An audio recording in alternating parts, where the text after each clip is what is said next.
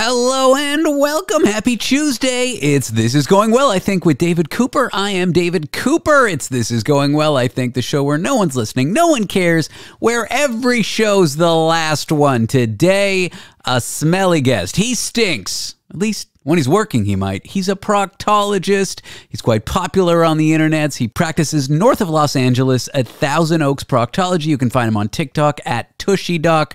And the phone number for his practice, not something I'd normally give out, but it's amazing. 805-230-BUTZ. That's B-U-T-Z or B-U-T-Z if you're in Canada. So let's dive in and let's dive deep with proctologist Dr. David Rosenfeld.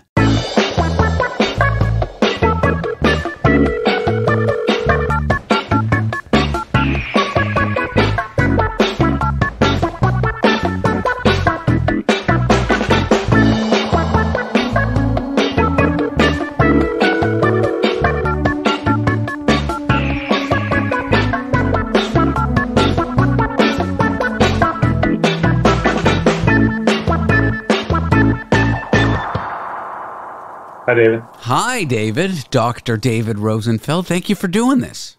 Sure. Thanks for having me. I am thrilled, to say the least, to have you here. Thank you. You look like a very young man, like in your early, mid-20s. Oh, my God. I don't know if you're hitting on me, but it's working. I'll tell you that much. I am 37. Okay, wow. How long have you been doing butt stuff? Since 97. Wow. Yeah, 27 years now. Why does one go in this field? I feel like that's a question you get a lot. And please don't just say it's for the money. But I do know that proctologists can do well. But why does one go in this field? It's my number one question. I know. And I'm sure you're sick of answering it, but I'm sure every time you answer it, the person is fascinated. Yeah, well, my canned answer is that my dad told me when I was a teenager, if you want to be successful, you have to love what you do, you have to work really hard, and you have to start at the bottom and work your way up. And I'm like, okay, what job does that? So I went into this, and I'm still working my way up. I keep telling him, Dad, that was bad advice. I'm still at the bottom. There you go. Isn't there a Kramer quote about proctologists? I just tried to look it up, but I couldn't find it, where he said, if you're ever near one at a party, hang right there. Stay there, grab a drink, because the anecdotes are always amazing. It's possible. I know they had Futsila Jerry in the show.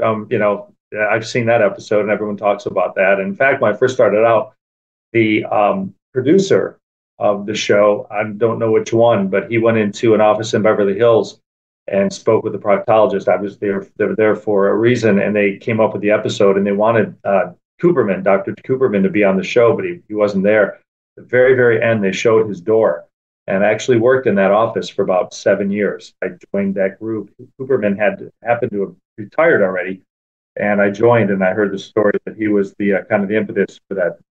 Wow, you worked with the original Ass Man. That was the license plate of the doctor in the show. Yeah, in the office, right.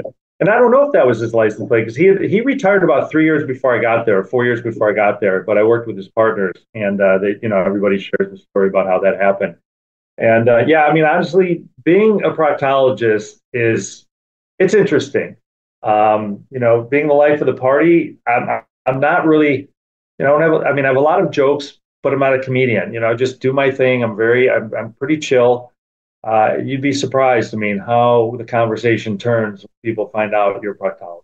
I'm sure. And you mentioned the license plate, because that was in Seinfeld. You don't know if that was the real license plate, but I will say this. I have IBS. I have long celebrated I don't even call it irritable bowel. I call it irate bowel, because my bowels are angry, Dr. Rosenfeld. But when I moved to New York, I wanted a vanity plate for my motorcycle, and so I requested Poo Man, P-O-O-M-A-N, and they rejected it.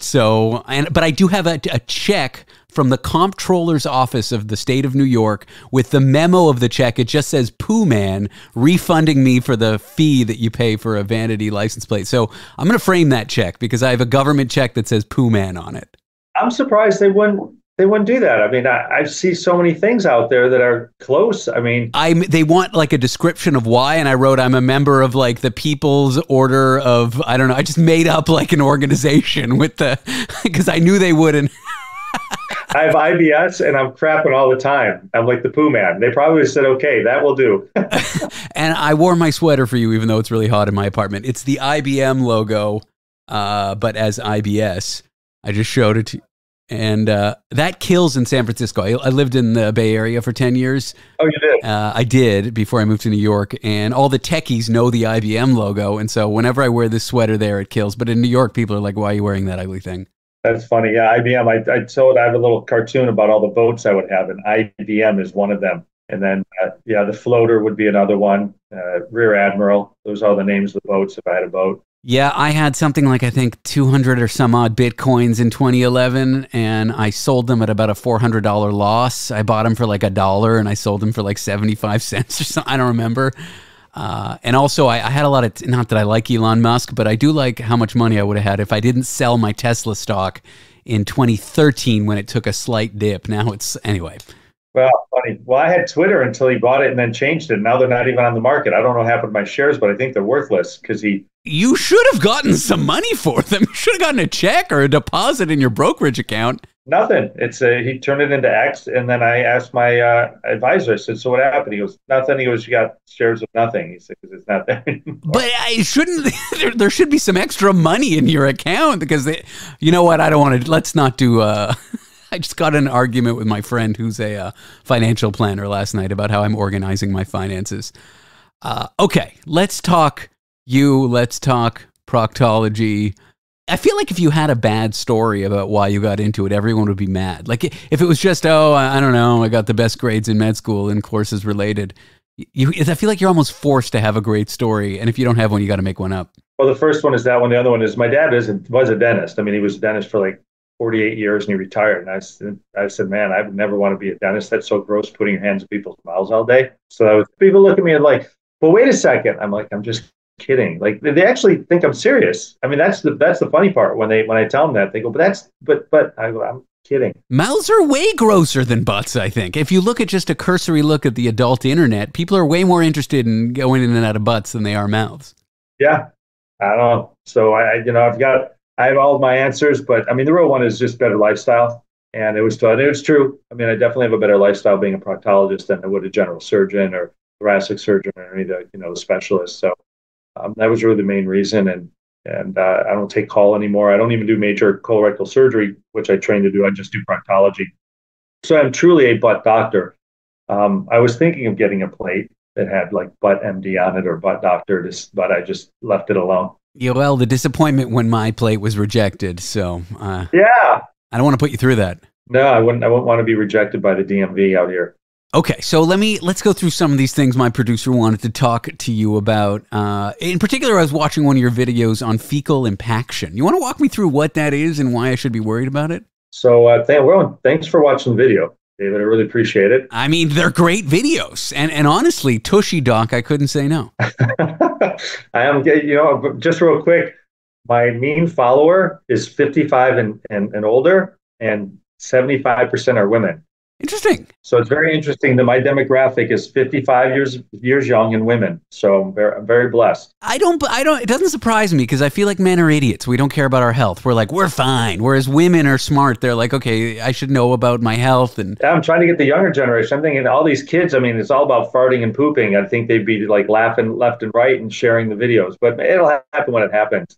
But fecal impaction is, impaction is when something gets stuck in an area, and the rectum is the last part of the colon. It's a pretty muscular organ, and it's a reservoir. Basically, like the bladder is a reservoir for urine, and it just holds urine. And as the bladder gets distended, it hits a certain point where it signals the brain, okay, that's enough. The brain says, okay, I got it, and it fires the nerves, and the bladder contracts and pushes urine out. It's the same thing with the rectum and the anus. When the rectum gets distended to a certain point, it triggers the brain. The brain says, okay.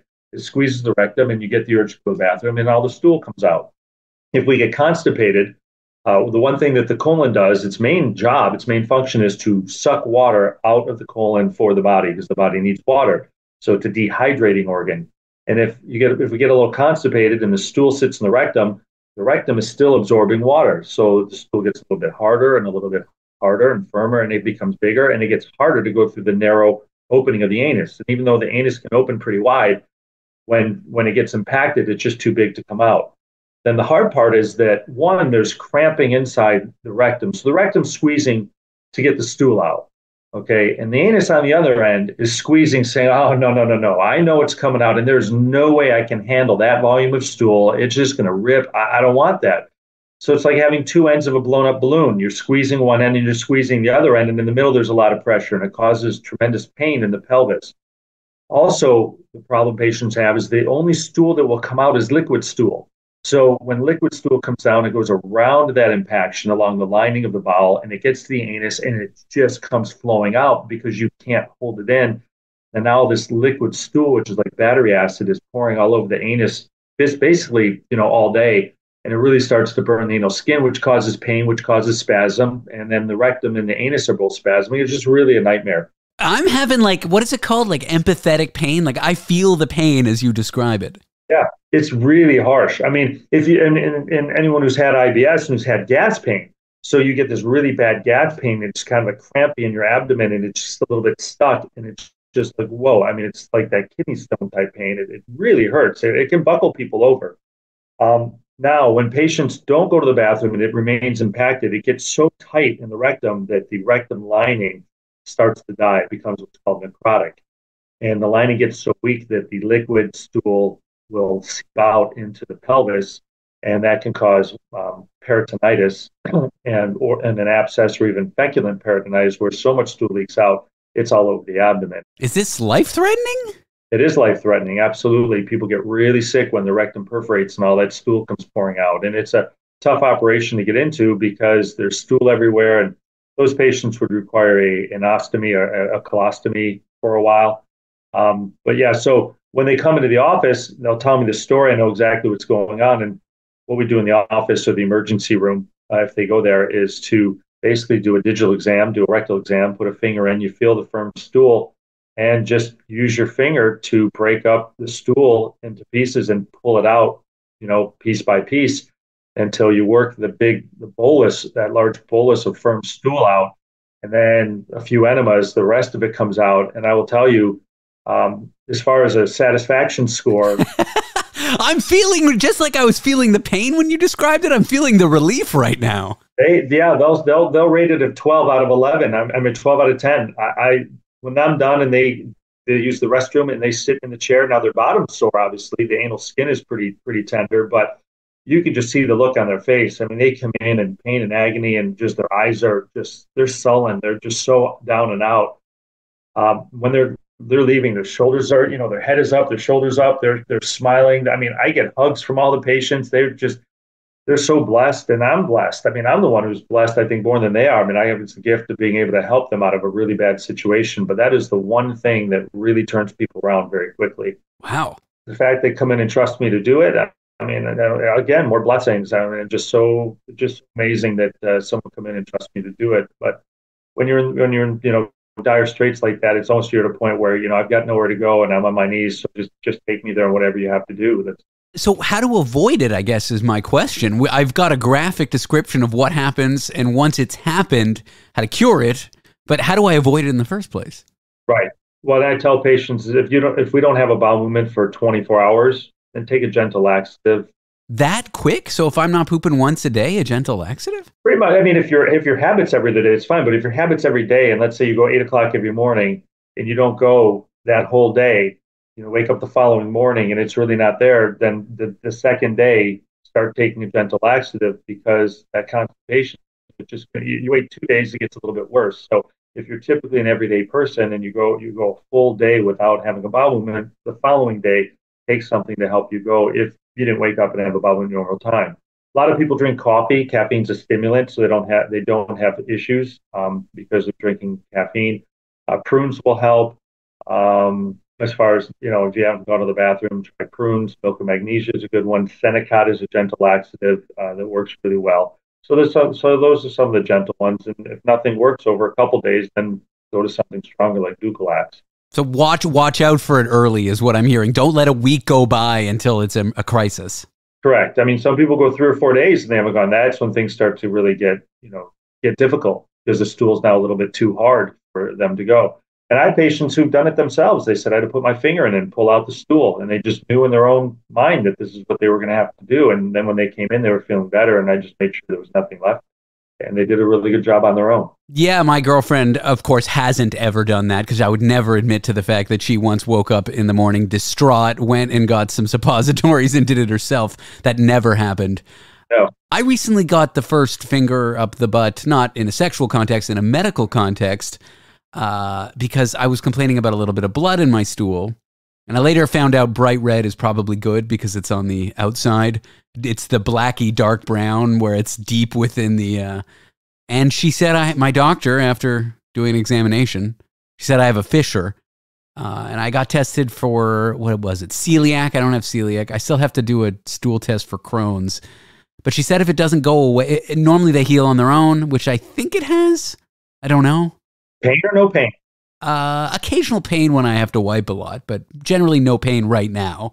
But when I complained of it and when she gave me the exam, there was pain.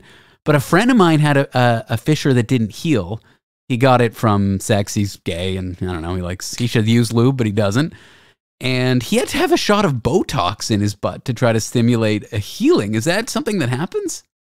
Correct. So, and I love all that we're talking about. This is what I do every day, all day. I'm going to go back to the bleeding. So whether it's painful or painless bleeding, for me, any patient comes in with blood, once it resolves, we get everything taken care of. I do recommend strongly, if they're 20 years of age or older, to get a colonoscopy. Oh, God. It's not that I don't want to do it. I don't want to take the laxative the night before. That sounds bad, but I'll do it. I know I have to do it. I've done it 3 times. I've had it done, and I get it. It's not great, but it's doable. And if you have a polyp at a young age, and early 30s, and we don't look for it, and by early 40s it could be cancer, and that's what happened to the actor, Mr. Boseman, and the Black Panther actor. Yeah, and I had a great uncle who had colon cancer. My grandfather had it. I mean, they had it into their 80s, but I okay. First thing is strongly recommended, yeah. Okay. Polyps are very common in Americans, and colon cancer rates are going up. Well, I'm Canadian, so I don't have to worry about it. I hear you. Yeah, anybody living in this country after 10 years. Damn it. Okay, so I guess I should move back home. I've been in the U.S. 12 years, so okay, fine, keep going. You're the risk. You're the same risk. So, no, these are all great points. I mean, they're really good points. Someone just moved here from another country that doesn't have a high risk of colon cancer. And it's a problem. I don't typically do much, but if they've been here 10 years, then the risk goes to the country of origin that you're living in for that period of time. And a fissure is an anal tear that really causes sharp pain. So when people have a bowel movement and it feels like their skin is tearing, that's exactly what's happening. It's like a split lip. L'chaim. It'll hurt all day. It'll bleed. The blood will drip in the bowl. That's a fissure. They will heal on their own. There's a special ointment I usually give people, and then having them add fiber. Hemorrhoids are, you're right. Bright red bleeding, fissures, hemorrhoids. It's toward the end of the basically the large bowel, the anus. So when you get to the end of the intestine, the large intestine, the anus, where everything comes out, it's very distal or toward the edge. So that's where hemorrhoids and fissures are. So bright red bleeding is typically better than the dark maroon. Stool mixed in with the blood, like the old Goober's peanut butter and jelly that I grew up with, or black tarry stool, which is more of an upper source or a cancer. So yeah, those are definitely some of the things to look out for. Okay. We didn't just have you on to solicit free medical advice, I promise. I mean, it was part of it, but not the only reason. This is what happens at parties. I got curbside at a party. A friend of mine came up and goes, he's like, David. I'm like, yeah. He goes, you got to check me out, man. He goes, I've got this lump on my bottom and I'm freaking out. I got cancer. It was his daughter's birthday party. She was like 6. And I said, you don't have cancer. He goes, I really need you to look at this. I said, all right, let's go look. So we went in the bedroom, locked the door, dropped his pants, spread his cheeks. I said, you've got a thrombosed hemorrhoid. It's not cancer. He said, oh, thank God. Because I appreciate it. This is what happens when you're a proctologist. Did he take you to like Morton's or some nice restaurant afterward? He better have. That's what happens when I'm out. Honestly, it's just, I never thought like all this was going to happen when I went into the profession. Oh, the other reason people go, why'd you go into proctology? I said, well, I wanted to be a comedian. I had no material. So I went into proctology and now I can be a comedian. I mean, it never ends, David. It just never ends. I hear you. I did stand up and I was bad at it. So that's how I got into radio. So, okay, I do have one thing I want to talk to you about because my girlfriend suffers from this and I used to suffer from it. I can tell you about how I got cured, but not important. I don't know if there's a medical name for it, but it's shy pooping. Basically, she can't poop unless she's at the home base. Like at work, she could not do it. And then the second she gets home, the bowels relax, or maybe the brain sends, pheromones or hormones or some sort of signal to your bowels, and you can let it go. Like if she's a block away from the house, she can go. She's like, oh, I feel it coming, but she holds it in all day. And I say this is not good for you, but what are you going to do? She's still fairly regular. And I used to have this to the point where if I was at a party, because I have IBS, I would like go home. IBSD, not IBSC, IBS diarrhea. I would like orbit, my social life orbited my house because I needed quick access. Now I can poop in the middle of Fifth Avenue. It's fine.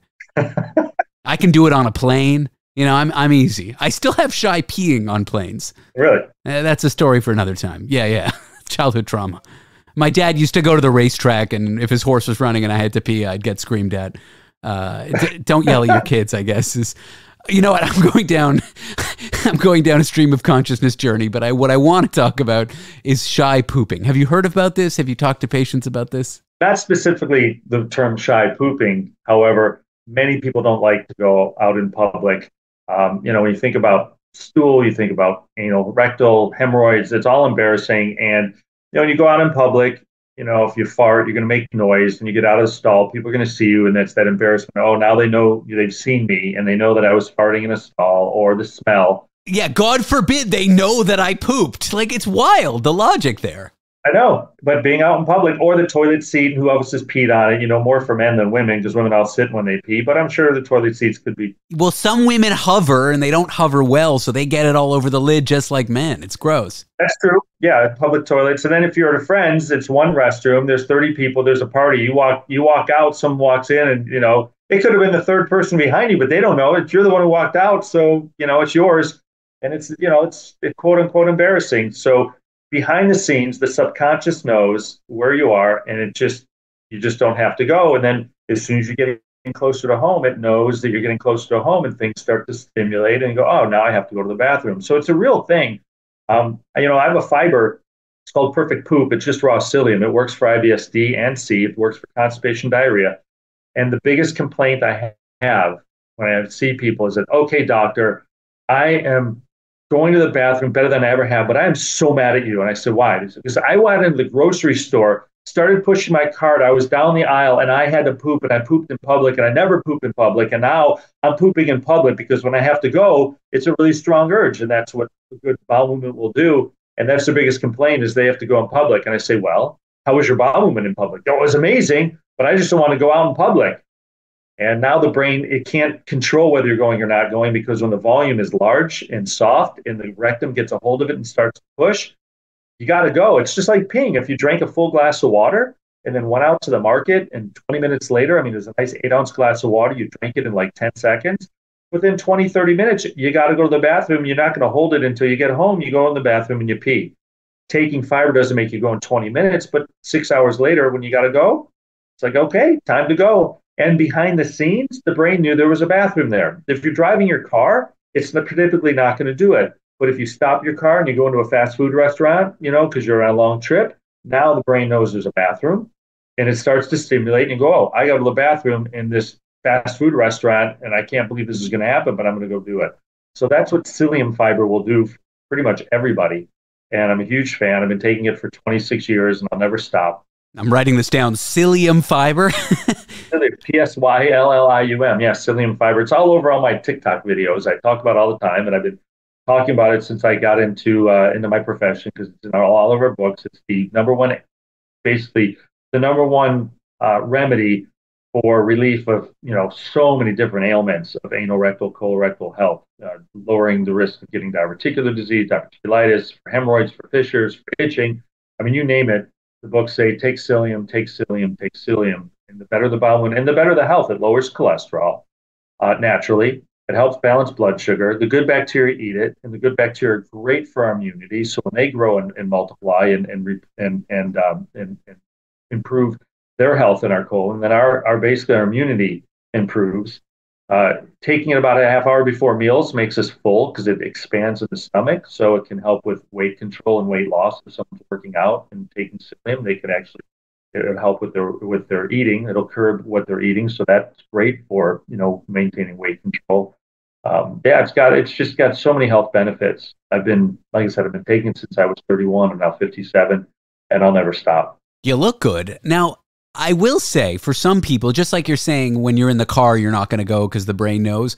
The case of being a shy pooper is so severe that they couldn't do it in public even with this fiber. And I think it's fine, but what my worry for these people and what my worry is for my girlfriend, if she is in fact one of these people, is that like when you take a vacation at a friend's, house, a cabin with only one bathroom and 6 people there, or when you're traveling and you're in unfamiliar, perhaps adversarial pooping conditions, you're going to end up holding it in for 5, 6, 7 days and have all kinds of problems like the impacted stool that we're talking about. And so I worry for her. Sure. And I mean, one of the things is, again, the psyllium fiber, drink a lot of water, and that will stimulate it. And if not, and I tell people when they're traveling, that's the number one way to get constipated, because that's really where the brain kicks in. I don't want to, I'm not going to eat or drink a lot before I get on a plane, because the last place I want to have a bowel movement is on a plane. It's not so bad. One for you, yeah. I mean, yeah, here, in that 1 foot by 1 foot square box, people don't, it's even hard to sit, let alone, stand and pee, sit and go to the bathroom. It's not so good, but it's not so bad. No. And then by the time you get to where you're going, maybe it's a 2-3 hour flight, and then you have to get to the Uber or get your Lyft or get your rental car, get to the hotel. I mean, it could be a 24-hour period before you actually, get to a bathroom and they get constipated. So I tell them, take your fiber, drink water, and take some gentle laxative with you, like Senecot, and just have it. So when you get to the hotel, you can take it. So for people who, really have a difficult time having bowel movements in other, bathrooms besides their own, the shy poop, having a gentle laxative with them so they can take it and they will go to the bathroom in someone else's home, because it is important. You're right. You don't want to hold the stool for 4 or 5 days because it gets large and firm and hard and makes that much more difficult to come out in the future, which risks hemorrhoid issues and fissure issues. And again, as you said, very well said, the fecal impaction. Yeah. And another thing I'll say, you mentioned earlier, people are shy to go at work maybe because the people in the bathroom will know that they pooped. And I don't see it like that at all. If someone at work, like I know they're in the stall, maybe I recognize their shoes, or maybe I see them come out afterward, and they were in that stall making a loud, farty, blowing ass, as we say, and then they come out, I think that's a real power move. I think that shows that you're a badass in the office and that you're a very confident individual. I don't see that as embarrassing. I see that as impressive. Yeah. I mean, for some people, sure. I mean, but maybe they don't know you think that, because they're thinking in their head, "Oh my God, it was so embarrassing." But there's some people, you're right, they've got a lot of good self-esteem. They let go of a loud fart, and typically means they're eating a fair amount of fiber, and they walk out proud that they did that, or went to the bathroom in a stall at work. I have no issue. I mean, like I said, taking psyllium every day, I'll be getting ready to see a patient. I'll be sitting talking to them, and all of a sudden it just happens where I'm getting that urge, and I get done talking and say, "Get ready, I'll be back." And in the time that they're getting ready, I go to the bathroom, have a bowel movement, come back, wash my hands, do my thing, come in. They had no idea that I went to the bathroom. It only takes like 30 seconds when you're eating that much fiber and drinking that much water. It really is the same amount of time as urinating. You sit, you crap, you flush, wipe, wash your hands, you're out the door. And I can do that between patients when I have to, because of taking psyllium all the time. I take it 2-3 times a day. And it's a gift. I mean, I don't think or worry about going to the bathroom. And it is a big thing for people. That's why people don't come to my office. They're so embarrassed. And I get it. I had my hemorrhoids treated. I had to see one of my partners when I was in Beverly Hills. I was having itching and it was unbearable. And I said, "All right, let's treat my hemorrhoids, because I know it's part of the problem and it works. I've done it for people. So let's do this." And I also want to know what my patients are going through. It's always good to know what they're having done. And I had the opportunity to do that. And I was on the other side of the table, and I'm like, wow, I wonder what he's thinking. And I'm like, I know what he's thinking. He's not thinking anything. Yeah, it's just his job. He doesn't care. Yeah, he doesn't care. And I'm on the other side of the table as a patient, and then my brain starts going. I'm like, well, that's pretty interesting that my brain's going, and this is what I do for a living. So I had him treated. Things got better. And, and I'm thinking, if that's me, yeah, people, and one, the embarrassment, and two, the fear of pain. Most people, when you go on the internet and you read about hemorrhoids, all you're reading, or fissures or anything, all patients are reading about is how horrible the experience was. They had an exam. It was just, they could barely walk out. They had pain for a week. If I'm reading that, I don't want to go to the doctor either.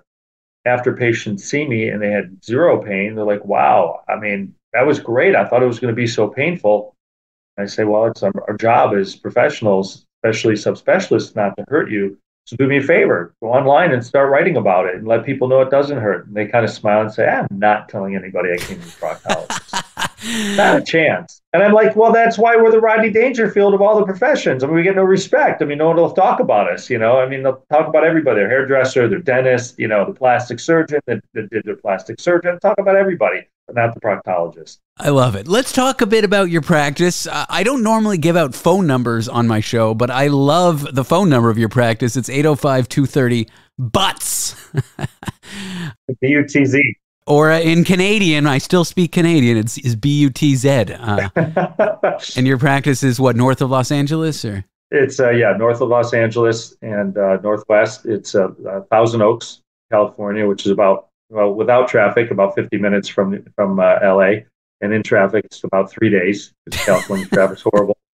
I've been out here since 2015, and I've been in practice since 97. And yeah, actually, you know, you're not, back in the day, you could call the operator and when you wanted a phone number and they would help you out. And they stopped doing that. And, you know, I was just saying, well, I was really hoping to get a number. And she was like, well, I know we're not supposed to do it. I go, well, I'm a proctologist and I want something butt related. She goes, I'm in. she goes, I'm in. We got to find this. And she was really excited to do it when I told her what was going on. And we ended up finding BU. There it is. I love it. Okay, tell me about the TikTok. You're at Tushy Doc. When did you start getting into making these videos? Probably about 2.5 months ago. I've been told by so many people to be on social media. And I had a Facebook business page. And I wasn't sure if I wanted to start doing videos. I've got 3 teenage boys, and I was thinking about them. And, you know, one's 20, one's 18, one's 16. And part of it was, you know, just kind of doing content all the time. And so a friend of mine said, you know, this is what I do for a living. And I'm telling you, it's time. And I heard it so many people. I said, all right, I'm going to do it. And I made my first video on anal itching. And I texted all 3 of my kids on a group text. And I said, don't hate the player, hate the game. Your dad is now on TikTok. And I shit you not, within, I think, a millisecond, my middle son texted back in all caps, Dad, do not post anything. That's how you knew you were on the right track. Yeah. He's like, don't post anything. Oh, too late. I already posted.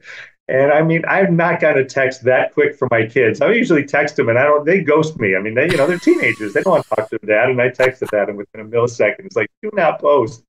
But they're watching and they actually comment. My son said, wow, Dad, you have 6,000 followers. I'm impressed, you know? And so that's how I got on. And to me, it was just about disseminating information. When I talk to patients, I just say, look, I am a professor, you know, and I'm here to teach anybody who comes in about, you know, what's going on in their body, how to get better, how to stay healthy in the realm of colorectal, and, you know, that to do a colonoscopy if needed. What anybody does is their decision. We're all adults. So all I can do is lead the horse to water. But my job, for me, the whole goal is to educate, and I'm doing one at a time. So when I'm on TikTok and there's like 10,000 views on the video, I'm thinking, wow, I may have helped someone in there with whatever issues they were having. And that, to me, was all it was about.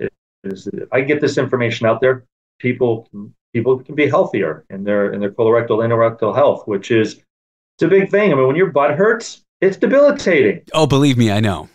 People don't want to go to work. And, you know, it's hard to work. It's hard to go out. They don't want to be with friends. It's just really just stuck. And it is so difficult. And if we can avoid the problems by having better bowel movements and just a healthier, you know, diet, healthier life, it helps. So that's how I got onto TikTok and then Instagram. And Tushy Doc was something and I have 2 amazing women in my office, and they said, you need to call the people that your followers something, and they came up with Tushy Team. They said, yeah, they should be the Tushy Team. I said, okay. So I have the Tushy Team and the Tushy Doc, and I'm having a blast. I mean, I really enjoy it. I love getting the information out there. I do a few spiritual videos here and there as well, because I'm big into spirituality and self-introspection, and just trying to change, you know, every day, be a little bit better today than I was yesterday. And that was really big for me. That was a journey that I've been on for about 8 years, and it's been huge. It's helped my practice. It's helped me see what I do differently. It helps me see my patients differently. I'm way more empathetic than I used to be. Well, now I got to ask. I wasn't going to, but what sparked the spiritual journey from 8 years ago? So the joke is that, you know, the difference between God and a surgeon. Surgeons exist? No, sorry. What was it? Yeah, God knows he's not a surgeon, right? So big egos. So I just had a big ego. Life was kind of miserable. And I did a lot of couples therapy with the boy's mom. And then one day, one of the therapists said, I think you need to go into a 12-step, you need to go into a 12-step program called Al-Anon. He said, in your life growing up, and all kids grow up with a little bit of trauma in their home, and the way the behavior was, what I was saying. He said, I think you'd benefit. There's a lot of guys that are struggling, and they do this, and they do really well. And I said, okay. So I went in, and I realized that it was all spiritual. It was just all about getting your ego. And I listened to these guys that that would say, man, my brain's the problem. It's my thinking. And I was really listening, and the way I see it, my high power, I call God, puts me everywhere I need to go. And many years ago, one of the chairman that actually trained me in colorectal, Bob Beard, he was one of the premier colorectal surgeons in the world. And a couple of the community proctologists were talking about hemorrhoids. We were talking about hemorrhoids, and he asked them specifically, "What do you think?" And I'm like, I went up to him after. I said, "You gotta help me with this, Dr. Beard." So what I said, "You're the premier colorectal surgeon in the world, and you're asking these two community surgeons about their experience with hemorrhoids. You know way more than they do." And he looked at me and said, David, he said, "I do colorectal surgery and I do hemorrhoids. These gentlemen do about 50 times more hemorrhoids than I do. They have more experience than I do. And when someone has more experience than you, listen to them because you can gain knowledge." And when I went into that program and I heard and I went into a men's program, and I heard these men speaking, it brought me right back to what he said of, you got to be humble and listen to people. I'm like, well, they have the experience. They've been doing this. They're living a really good life. I'm pretty miserable in my head. I mean, I just feel like life is coming at me, not for me. And I just stopped and listened. And from that, I just kept growing and growing and, doing what needed to be done and staying on that spiritual journey. And honestly, I mean, it has changed me. I mean, I just feel everybody should be looking at that because most of us really walk through life thinking it's really difficult when actually it's a lot easier than we think. We're making it difficult. Well, I can relate to that, and I'm not in AA, but I'm an alcoholic, and it's interesting that you found that through Al-Anon. Like, is that common that people enter these programs not terribly spiritual and exit them more spiritual? Absolutely, if you do the work. I mean, some people go in and just listen and then do their thing, but if you really work the steps and really, I mean, the first step is to admit that you're powerless, right? I mean, here I was, thought I was God, and I'm being told, no, you're not. There's something bigger than you. So stop trying to control everything around you. You're powerless over alcohol, and your life is unmanageable. Like an alcohol could be anything. You're powerless over, whatever the government's doing. You're powerless over your taxes. Powerless over, people around you, people, places, and things. So, so we admitted we were powerless over alcohol, and our lives had become unmanageable. And so I'd admit that, I didn't have the power to control anything, and that really was a blessing for me. It took a lot of weight off my shoulders because I felt that my job was to tell you, David, what to do. I know nothing about broadcasting. I know nothing about podcasts. Neither do I. Okay? I would be telling you how to do your job because I thought I knew how to do it better than you did. So you were, before this spiritual awakening, you were a bit of a jerk. Yeah, I was kind of, I was in your face telling you what to do most of the time. And that's kind of how I grew up. I mean, I was told how to do things all the time without having the dignity to just let me do it on my own. That's how I grew up too. We call that having Jewish parents. Yes. Yes. Do it this way, do it that way, why, whatever. And so I did that to the boy's mom. I did it to my children, and I didn't like it when it was done to me. I didn't like being told what to do all the time. It stripped me of my dignity to do it on my own. And what was interesting is, I mean, you live on your own, you're out, right? And then you get back with your parents and they're telling you what to do. It's like, you're not telling me what to do when I'm away. You trust me to do it. But for some reason, when I get home, I can't make a turkey sandwich the way you want me to, and it's for me. It's not even I'm making it for you. I'm making it for me. And you're telling me how to do this and how to do that. So that was a lot of it. And definitely, I mean, I chose a profession. Oh my gosh. One, most people have a negative voice in their head because of how they were brought up. We can't do anything right, so we become a failure in our own mind. We feel a lot of shame, we feel a lot of guilt, and that kind of comes out to other people. So I take out my inner pain. Hurt people, so I then come after you and hurt you and insult you, and I'm sarcastic and make you feel bad. I know this cycle well. I'm failing to see the connection between spirituality. I guess just this idea that you're not the center of the universe. Correct. And then knowing that something else is, and then surrendering to that, saying, "Hey, you take care of the problem." So, when someone comes up and says, "Hey, they're not asking you. They're just, hey, I'm having this problem, and I'm struggling. I don't have any money, and I can't pay my bills." And you're listening to them, and they're just kind of venting, and they don't have a job, right? They're not working. They don't have a job. They don't want to look for a job, but they're complaining they don't have any money. And you get to sit and say, "Wow, that must be really difficult. Do you need anything from me?" No. Okay, good. Well, what do you think you're going to do? I don't know. I don't know what I'm going to do, but it just really stinks. And they go, "I hear you. It really stinks." Versus, well, if you just got a job, I mean, what's your problem? And just go get a job and you'll have money. And I'm telling them what to do and how to do it in a really condescending way. Yeah, rather than being, they're really just looking for someone to listen, and instead you're trying to explain to them how they could do it differently. Correct, because I'm not their higher power, and I can ask them, "Do you want my experience?" I ask my kids that all the time now. They'll come to me and start talking about issues they're having either with their brothers or at school. I can say, "Wow, that really sounds really difficult. What are you going to do?" "I don't know." I said, "Do you need my experience with that? Do you need anything from me?" They go, "No." I say, "Okay, I appreciate you letting me know." And then with the time that they do ask for your experience, it's actually welcomed advice. Exactly. I just got a lot of experience without asking. It just came to me all the time through my parents. So that's the spiritual nature, is just listening to understand, not listening to talk. A lot of people listen so they can just talk at you and just tell you what to do. And now also the spiritual part is when people tell me what to do and I didn't ask them, I get to say, well, you know what? We all have a part, I believe. We all have a part of God in us.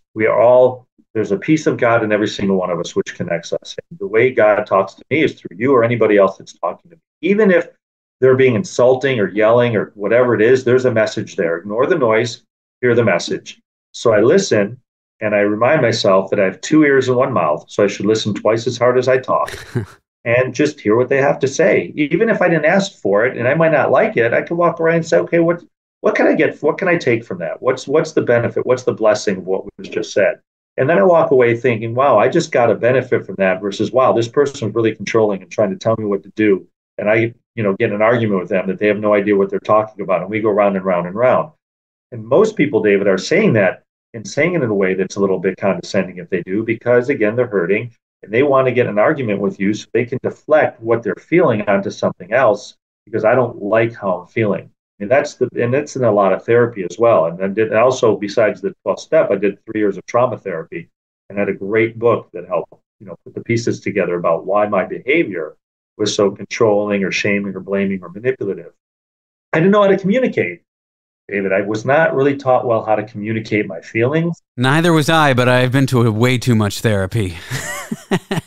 David, I'm so glad I asked you about the spirituality thing. I love how this interview went. The first half is just absurd, talking about all kinds of things, about the butt, and then we went deep. I really appreciate you coming here and being here. Funny.